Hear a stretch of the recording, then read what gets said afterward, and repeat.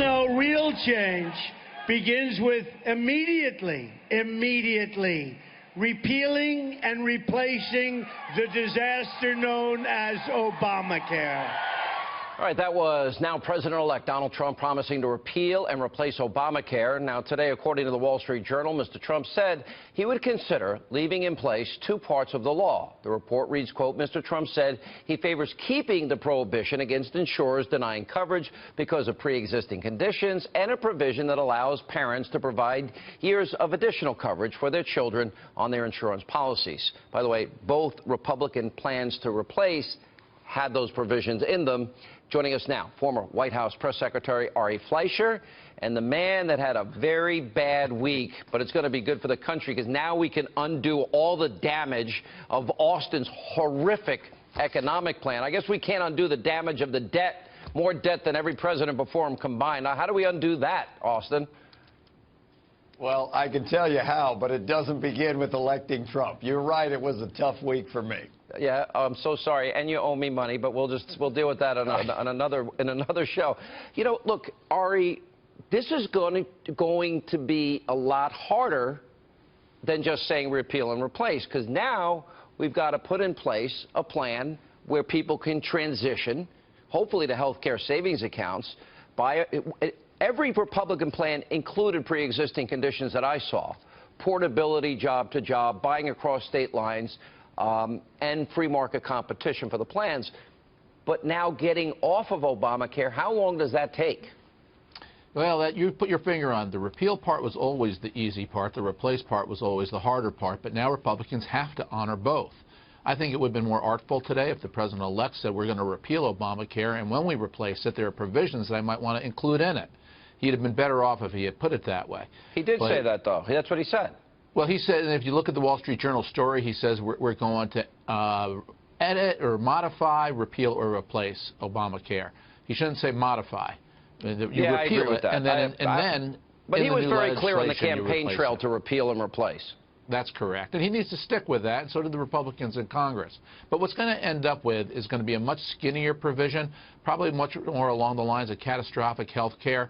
Instead of these government-mandated gold, silver, bronze plans for people, I think you're going to see a much more simplified, skinny version that provides people with catastrophic care.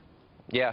I mean, how much will the taxpayers end up having to subsidize as well? At some point, now that Obama took on more debt than 43 other presidents, we've got a debt problem, and we also have an interest rate problem that at some point those rates are going to go up, and that's going to impact the interest that we're paying back on the debt. Ari? Well, Austin, go ahead. Oh, Ari? Okay. Yeah, go ahead, Austin. I think if he's going to start thinking on the deficit and debt way, I think that's going to run head first into his tax plan that he's outlined as one of his first priorities, because he's not proposing ways to pay for that tax plan. So I think he's going to have to set some priorities here. I hope, clearly he won the election. He won by the opposite of a landslide. In previous very close elections, there are different approaches. John Kennedy's approach when he won by a whisker was to say, okay, look, I realize that half the country didn't want me here, and I want to be a unifier, so I'm going to start my priorities with the things that we can agree on, and then we'll move to the next things. I think if Trump does that, if he starts with the infrastructure, if he starts with some of the more unifying things, I think he could be a very successful president. Why would he implement your agenda? I think he should start with the wall. I'm not talking about my agenda. He should start with the wall. The majority of America, the lowest corporate tax rate, repatriation of trillions.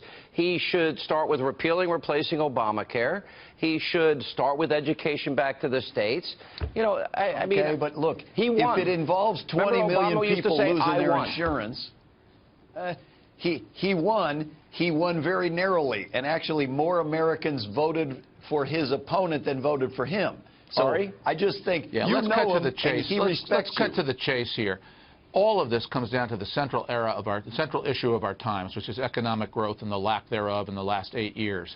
If what President Trump can put into place are provisions through corporate tax reform, individual tax reform, and policies that get economic growth revved up, It solves all the problems, Sean, you were raising about interest rates, about the deficit, about the debt, about revenues. All of this is tied to growth, and this has been the failure of the Obama years. It's what led to so much dissatisfaction among working-class people because they haven't gotten raises. Economic growth is the cornerstone of it all, and this is what the Trump presidency will rise or fall upon.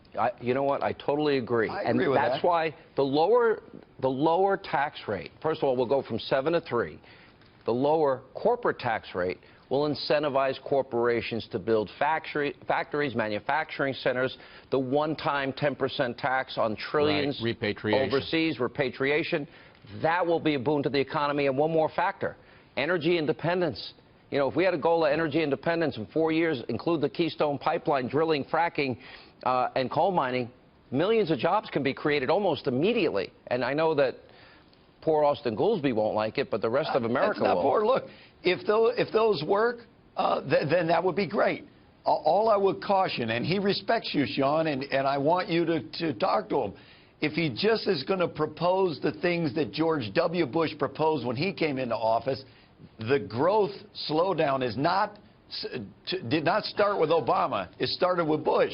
And it started with Clinton. If he could break out of that, that'd be great. I want him to break out. No, Austin, absolutely not. The growth slowdown started in the summer of 2000. As you know, George Bush inherited a mild recession. September 11th turned it into an even worse economy, and the economy boomed from 2003 to 2007 as the Bush tax cuts took place. It barely boomed and was followed by the worst downturn of our lifetimes. Wrong. We can agree on that. All right, we got to let it go there, guys. Well, the Community Reinvestment Act definitely played a part in hurting the economy, and Bush paid the price. Yes. You can't lend money to people that can't afford to pay it back, Austin, unless you're going to pay it back. Stick to the tax cuts. You're Let's a rich see if Republican. that works. We can agree on growth. All right. Good to see you both.